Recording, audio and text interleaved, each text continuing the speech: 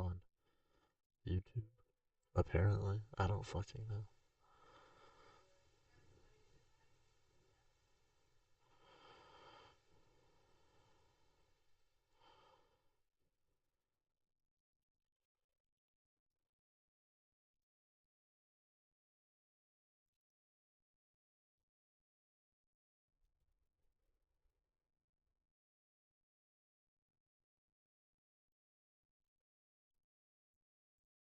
Alright, so I think we're filming.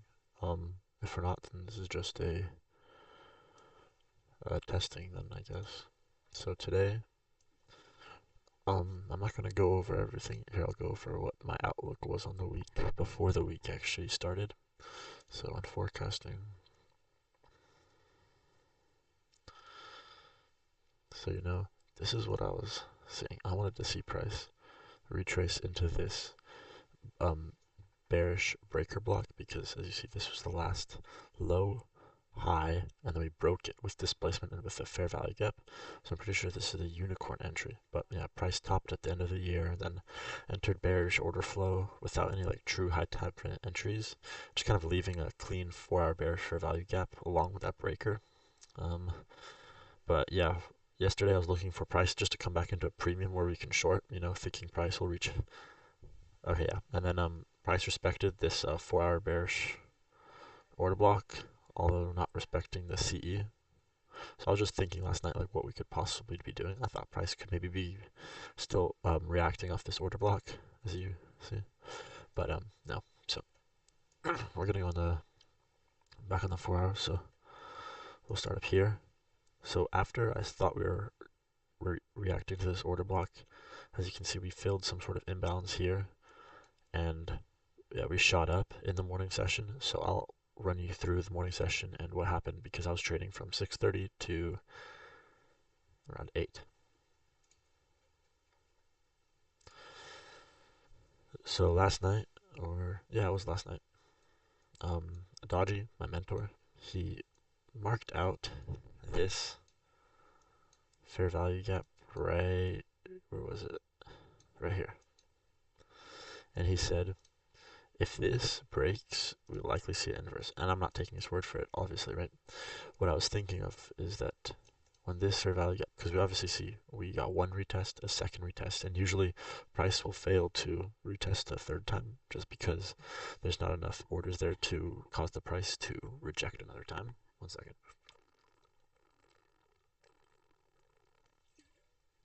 So I was watching this during the London session last night.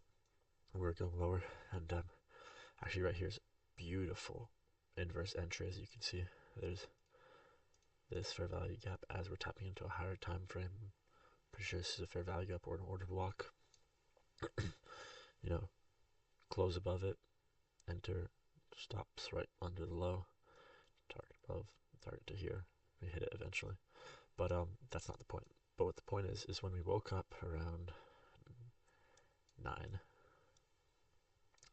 we haven't yet had any reaction, but we are bearish. So that was in our mind, and we were reacting from this fair value gap right here. So I was on the charts around 920 or 620, 920, whatever you'd like to call it, and we finally inversed this fair value gap. So we were thinking of going long, right? Because once price inversed this, obviously on the 5 minute, I was suspecting it to be inverse because we did have the highs there too. But once we had this candle, I knew it was going to be an order block candle. I could just tell from the experience, the time I've had on the charts so far. That was just pretty obvious to me.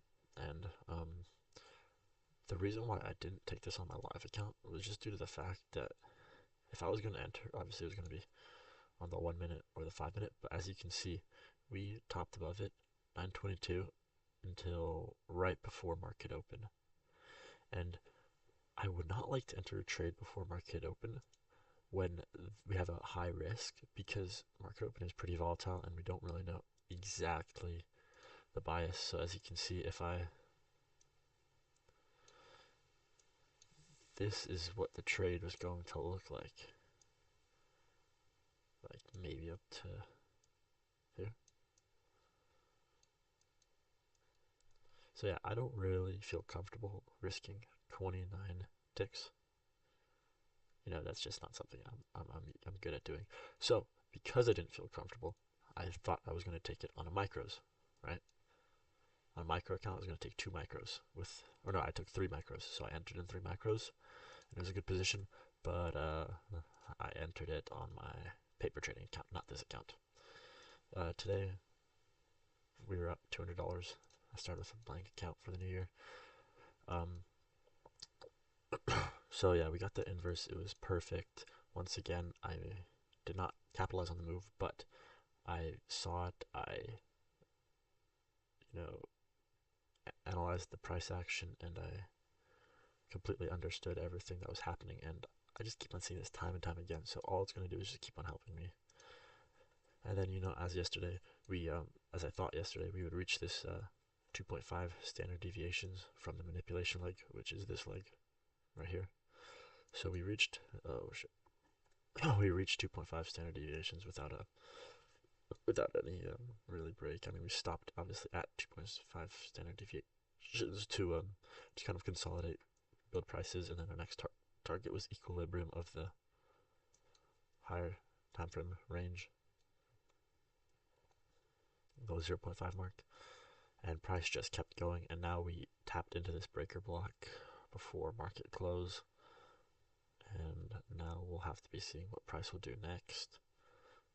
I didn't really expect today to be as volatile as it was. That kind of caught me off guard. If you're looking for the equilibrium, equilibrium was right here, 0.5 level of this.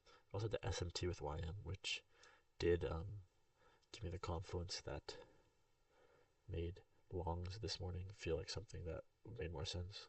I was not emotional today. I didn't break any of my trading rules, which is just something I've been working on and I'm proud of. And the only real live trade I took today, I chased one micro on a Nasdaq long. I'm not exactly sure, but this is a pretty textbook trade that I took on YM this morning.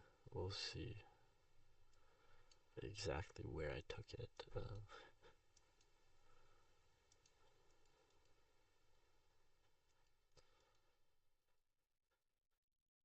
As you can see here, we swept our buy side liquidity, then we tapped into this fair value gap, and as you see, we have a clean 1 minute fair value gap. We don't have a fair value gap up here. We don't have a fair value gap up here. There's not 3 in a leg. It's just 1 fair value gap. So I'm looking for this to be inversed once we sweep price here, because we obviously didn't show any real true displacement underneath this low of the day. Along with that, we swept under this one, and oh, this is an inverse. Yeah, we respected this inverse clearly. And so I entered right here because what I could see from this reaction is that price was more leaning bullish, because basically I've noticed a lot of times maybe we get the change in state of delivery after we close above and we retest inverse, but I've also seen a good amount of times we get the change in state of delivery before we inverse, so I can kind of suspect that. And another thing you can do, and it makes your risk lower, because once price comes up here, you're able to put your stop here instead of a close below, which potentially would be under this low. So I entered long right here, and I kept my stop loss under here, right here, because I knew this would be a change in state of delivery, but I also wanted to be able to leave some space for price to react. I was not feeling confident enough to put my stop loss right here, just because that didn't make sense for the time being. And then I scaled my positions out right here. So yeah, that was a pretty good trade on my part. And then price just kept going up. So this is just kind of another thing that I think is experience in psychology, is just trying to capture the full move. Because I made $200 from here. Obviously, I'm not thinking about the never mind. I'm not going to think about the money part. But I did a good trade, and that was what I'm thankful for. And I had the opportunity to be in the market today, and it was really good. I'm going to make another video if this is even a fucking